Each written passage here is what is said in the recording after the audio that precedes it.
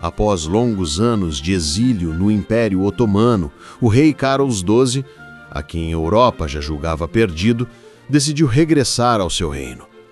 Sua travessia pelas terras hostis dos Balcãs e da Europa Central, disfarçado e incansável, assumiu contornos de lenda. Era o retorno do guerreiro absoluto, daquele que, tendo perdido tudo, recusava-se a reconhecer a derrota.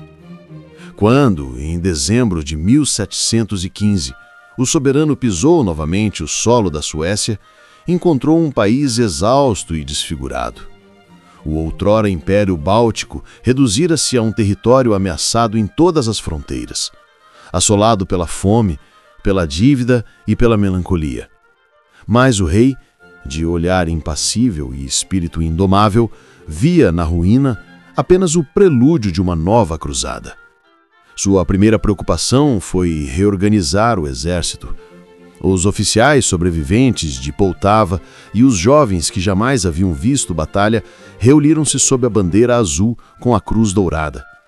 Carlos XII reintroduziu o rigor marcial, proibiu o luxo e impôs disciplina quase monástica às tropas. Para ele, a guerra era não apenas dever do Estado, mas expressão da vontade divina. O monarca vivia como soldado entre soldados. Dormia em tendas, comia a ração comum e evitava as cortes.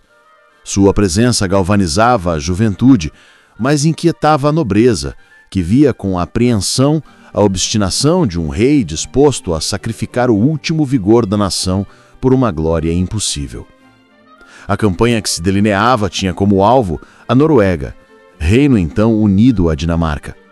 A escolha não era fortuita. Carlos XII via ali não apenas um inimigo histórico, mas também a chave para restaurar o prestígio perdido. Se a Suécia dominasse a Noruega, poderia negociar em melhores termos com o czar e reverter parcialmente as perdas do Báltico. Em 1716, iniciou-se a primeira invasão.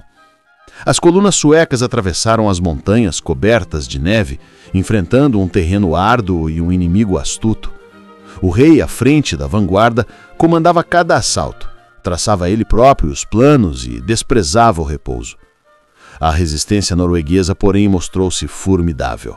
O povo, inflamado pelo patriotismo e apoiado pelas forças dinamarquesas, empregou táticas de guerrilha que esgotavam os invasores.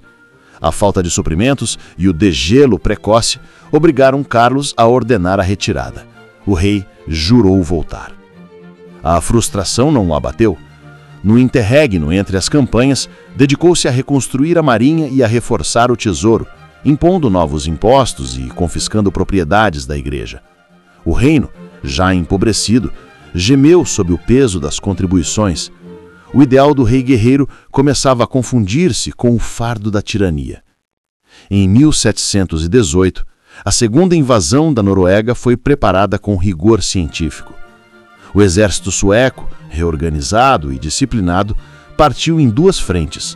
Uma sob o comando de Carlos XII, em direção a Fredriksten, outra sob o general Armfeld, em direção a Trondheim. O rei, mais uma vez, recusou comodidades e expôs-se aos rigores do inverno.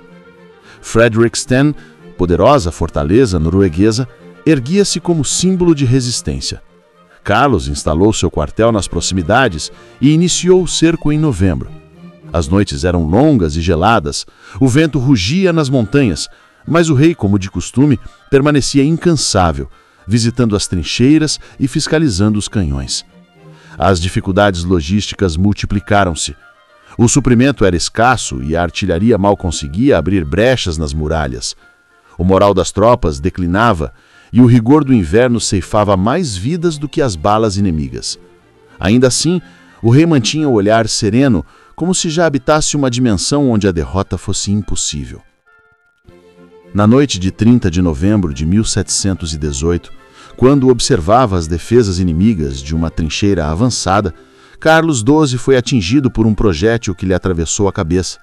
Morreu instantaneamente. Tinha apenas 36 anos. Nenhum testemunho pôde determinar se o disparo partira das linhas norueguesas ou de sua própria guarda.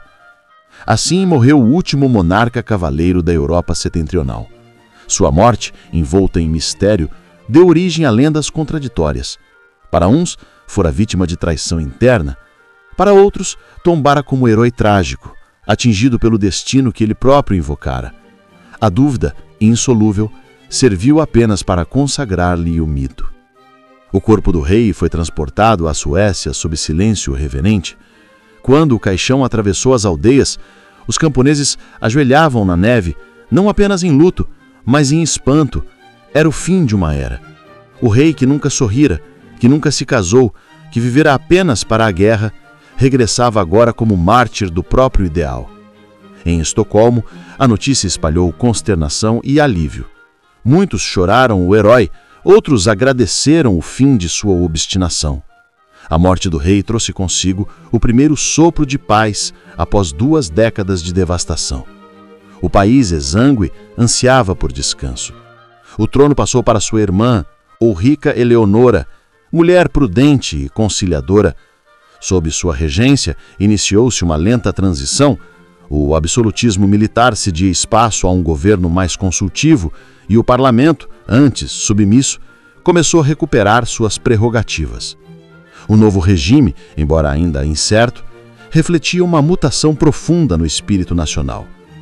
A Suécia deixava de ser uma monarquia de conquista para tornar-se uma monarquia de sobrevivência. A espada cedia lugar à pena e o heroísmo individual à prudência coletiva. Contudo, o legado de Carlos XII persistiu. Seu exemplo de disciplina e coragem continuou a inspirar a juventude e a assombrar os estadistas. Nos quartéis, seu retrato pendia sobre os altares e os veteranos narravam aos jovens as glórias perdidas de Narva e Altrastad. No exterior, sua morte foi recebida com respeito ambíguo. Os inimigos reconheceram-lhe a bravura, os aliados, a obstinação. A Europa via nele não apenas um rei, mas o último eco de uma tradição heróica que a modernidade já começava a sepultar. Assim, a campanha norueguesa, embora militarmente infrutífera, adquiriu valor simbólico. Foi o último gesto de uma Suécia imperial que, mesmo à beira do abismo, recusava-se a abdicar da grandeza. Fredriksten tornou-se o túmulo não apenas de um monarca, mas de uma ambição histórica. Com a morte de Carlos XII, encerrava-se o ciclo do leão nórdico. O império que ele sonhara reconstruir dissolvia-se na aurora de uma nova era. Sobre as ruínas do absolutismo guerreiro, erguia-se a sombra serena de Ulrica Eleonora, portadora de paz, e o século XVIII abria-se à Suécia como tempo de resignação e memória.